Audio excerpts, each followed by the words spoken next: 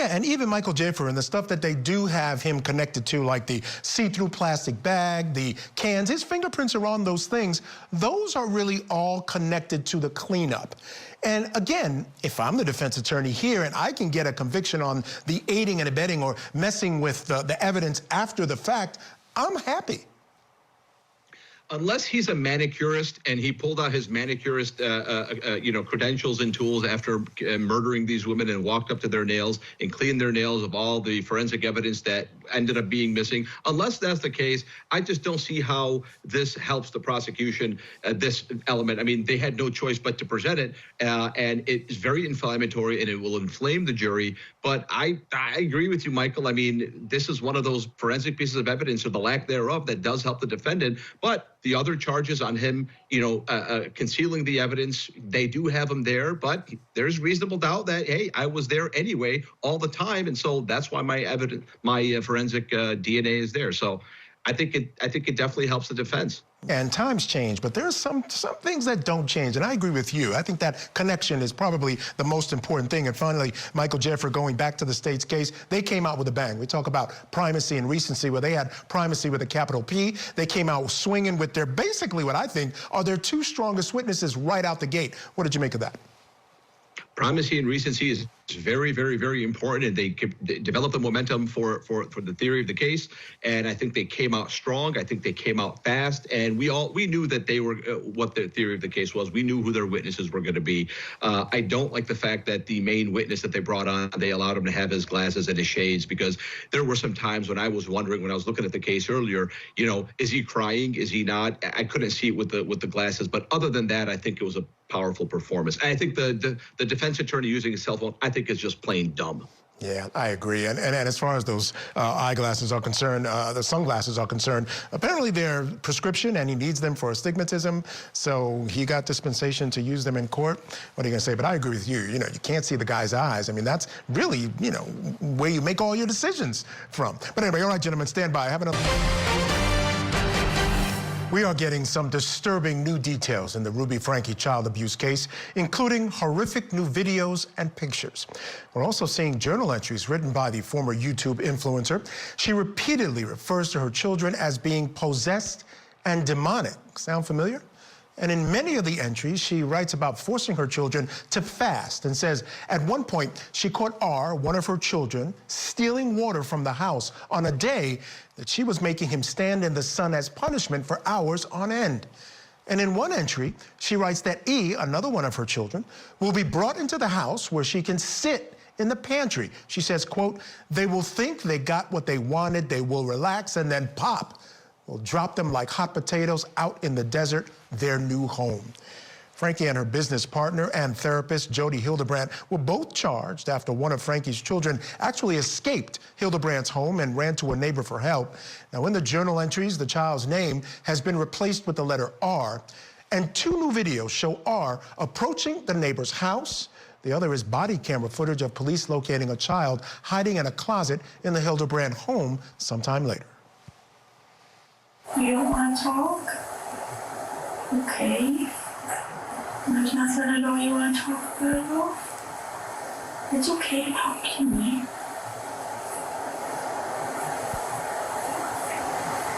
Are you scared? Just nervous. What? Just nervous. Now, they sat on the closet floor for hours. And in a video, the child, referred to as E, is seen not touching the food for some time before cautiously opening the pizza box and taking a bite. Now, both children were transported to the hospital to be treated for malnourishment. The condition of the kids brought an EMT. Now, an EMT, they see everything to tears.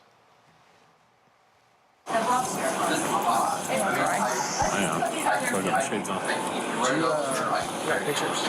I'll take more. Or do you want me to? Is that in view? All right, we're also getting a look at both of the defendants' police interviews. Take a listen to these. My name is Detective Bates, and this is Sergeant Tobler. We're just here to talk to you about kind of a few things involving your kids. So first, do you live down here, or?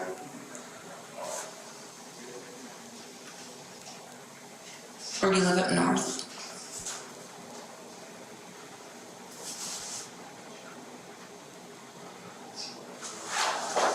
Do you want to talk to me about where you live or how many kids you have?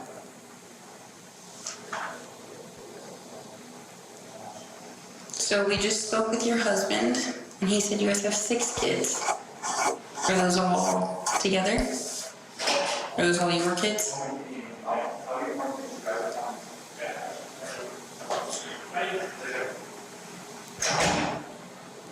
I can wait all day. So it's up to you if you want to talk to us about what's going on.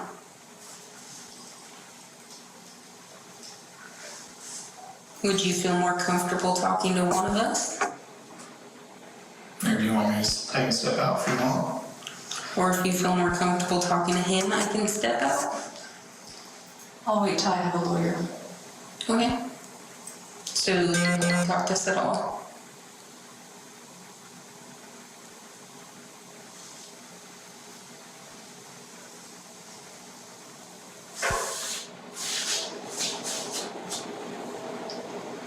Do you want to answer that? Or you don't want to talk to us about anything?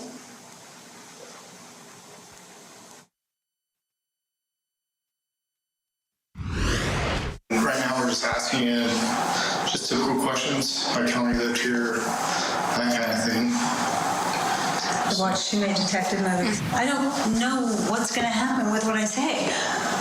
You know, I'm a psychologist. I've watched people flip things all the time. So I get it. I sit on your side.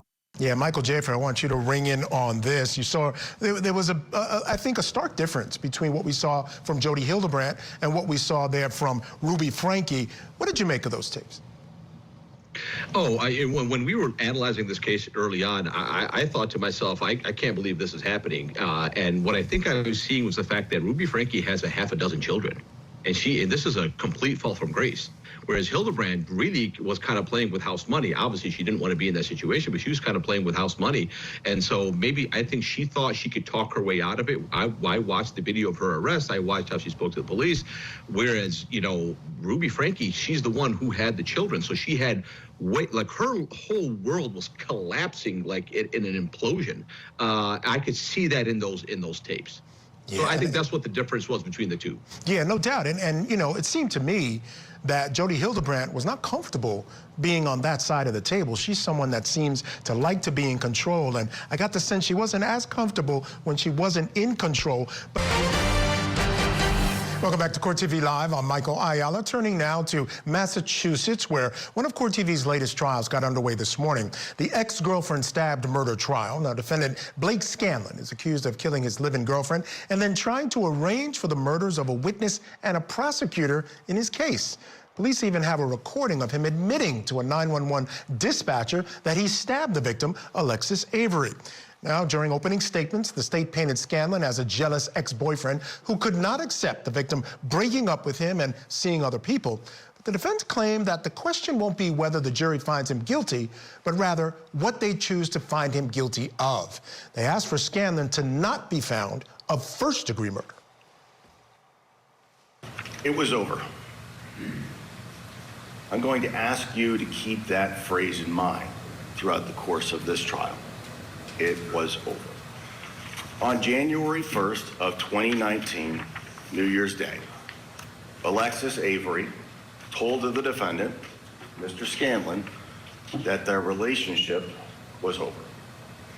They had dated off and on again for several years and tried to make it work.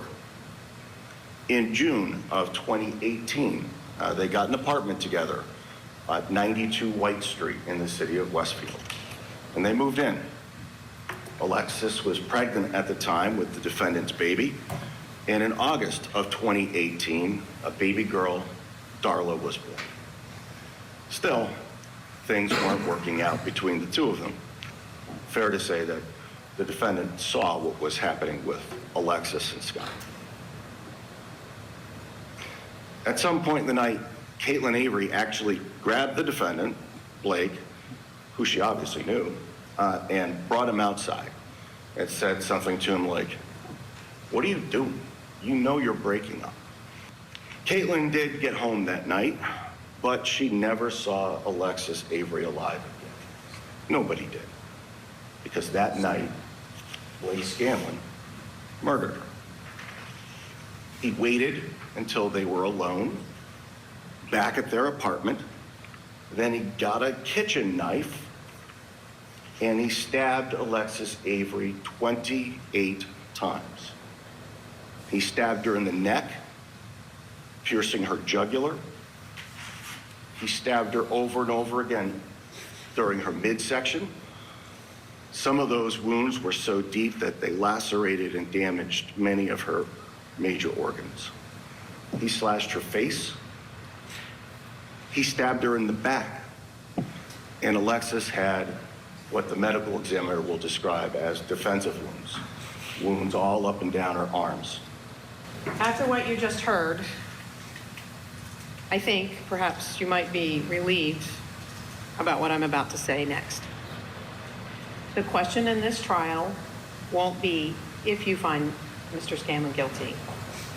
It will be what you find him guilty of. We start there. So ADA Green has suggested here that this is all very straightforward. But I would suggest, and I will tell you that I expect that the evidence is not going to show you that was simply that it was over. The evidence is going to show that Miss Avery and Mr. Scanlon, in fact, had a lengthy on-again, off-again relationship. And that at the time that this happened, they had been on again for quite a long time, since their daughter was born in August and since before that, through her pregnancy.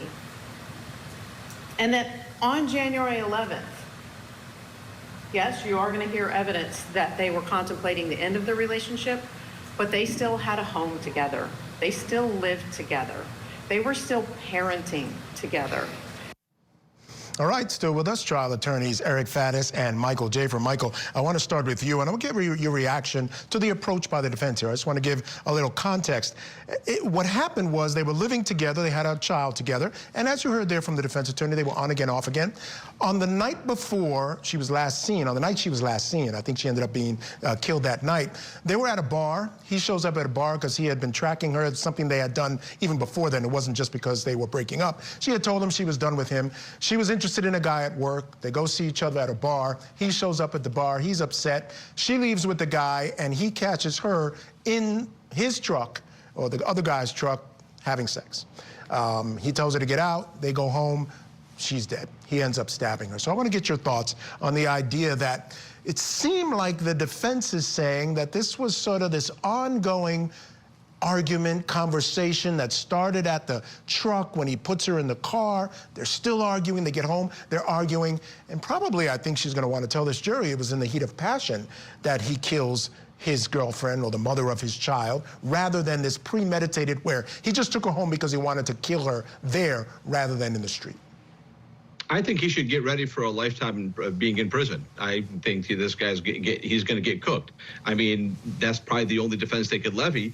But at the end of the day, you know, she just had a kid with a guy. It seems pretty apparent to me, based on the defense's opening statement, that he murdered her and that this is probably murder one, right? See, just by the defense's opening argument, I just don't see where you go from here. I think at this point, the rest of this is just trivial. We're going to go through a trial, but based on what the defense's opening statement is, it sounds like murder one to me. It doesn't seem like anything else. So it's a really bizarre theory of the case. Yeah. Another significant impact in our clerk's office was in 2023, when we had to manage one of the biggest trials in South Carolina history. Our small town came together and made everyone proud. Managing a trial with such importance to the people of South Carolina, as well as of the national and international media, interest and public scrutiny, and has caused me to reflect upon decisions involving my stay in the office of the Clerk of Court. And so, after much reflection, I have decided that it is best not to run again for re-election. I will now be able to focus on being a wife, a mother, and grandmother to my 2 grandboys, and will be spending time with the people who mean the most to me. In South Carolina, you heard it there. Becky Hill, the clerk of court who worked in the Alec Murdaugh murder trial, announced her resignation today. Now, we have that announcement courtesy of WCIV-TV, and according to local reporting, she informed her staff of her decision last night. Remember, Hill had come under fire after the infamous Murdaugh trial for allegedly communicating with jurors about Alec Murdaugh ahead of the judge's verdict, trying to convince them that he was guilty, according to prosecutors. Neil Gordon, Becky Hill's co-author of Behind the Doors of Justice, The Murdaugh Murders, released a statement today saying, in part, I sincerely hope her resignation lessens any potential action taken against her and that it restores public trust in the office of clerk of court. All right. It is time now for our Talk Back segment, folks. Each day, we post a question on Court TV's social media pages. We gather your comments and questions, respond right here on the show. So today we asked you, what do you think of Becky Hill's resignation? All right, joining us still to discuss, criminal defense attorney, former prosecutor Eric Faddis, and national trial lawyer Michael Jaafar. All right, guys, our first comment comes from Ron. Ron says she should have been brought up on charges. And I will say, Michael, it doesn't mean she's not going to. I know the sense is, you know, once somebody does this, maybe there's some kind of backroom deal that if you do this, we'll leave you alone. I don't necessarily think that's the case here. I hate this woman, Michael. I hate her. I hope she gets brought up on charges. I hate her. Thanks to her shenanigans, we might be looking at Murdaugh Part 2. Thank you. No, thank you. I can't believe this woman with her shenanigans. And Netflix did a documentary already. We moved on. We were ready to move on with our lives. Thank you, Becky Hill. Thank you for what you've brought to all of our footsteps. So I hate her, Michael. Yeah, she got caught up, man. I think it's clear. She's being investigated for looking into whether she actually tampered with the jury. There are some jurors, again, none of the deliberating jurors, but a couple of the jurors who were alternate said that she specifically made it seem like Murdaugh was guilty. At least that's the impression they got from some of the things that she said. She had private conversations with the jury foreperson. They're also looking into whether she used her office for personal gain, doing book signings, speaking engagements, making people pay for tours. I mean, just really crazy, crazy stuff. Our next comment comes from Janice. Janice says, not surprised. They probably gave her a choice to do it, or they would do it for her. Again, Mike, I want you to ring in on whether you think there might be some kind of backroom deal here. Again, my sense is that there's not. I think what she's done is too egregious. And I think the key is what I mentioned earlier. It's restoring faith in the office of the clerk of court. And letting her walk away, I'm not sure that does that. I think it does it partially, but I think she's got to face some sort of repercussions. She has to, and she already broke the public trust. One of the comments by the viewers is exactly what I was thinking, which is we all work so hard in the system, right? We all work so hard to build trust in the system, and all it takes is a one rotten apple to ruin the barrel. So I think she was pushed out because the other people in her organization who are not like her, who did not make $1 million deals, even the ghostwriter of her book said that she was doing something illegal, right? So like she's completely a rotten apple, and she gave everybody else in that organization a bad name. And thank you for a case that was already won. Now we might have to see part 2. Thanks to you, Becky Hill. So yes, I think she should have been pushed out. Yeah, I think you echo the sentiment of a lot of folks who are watching and respond on Court TV's social media.